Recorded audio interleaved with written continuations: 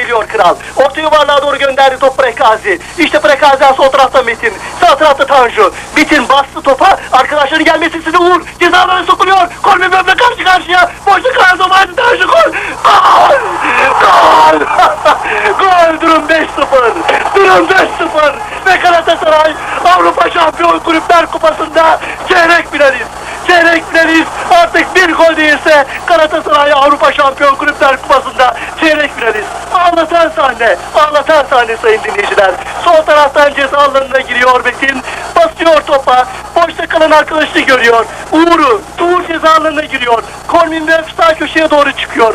Bir anda Kolmin Böb'ten de geçiyor. Ceza alanının ön çizgisine, kale alanının ön çizgisine paralel pas çıkarıyor. İki tane sabaklı futbolcu o pasa sadece bakabiliyorlar. Ve Tanju ayağına gelmeden, sizlere de dediğim gibi ayağına gelmeden de adeta golün sinyallerini, golün sevincini, golün mutluluğunu yaşatan pozisyonu veriyor ve topu ağlara sağ ayağının içiyle gönderiyor. Durum 5-0. Durum 5-0.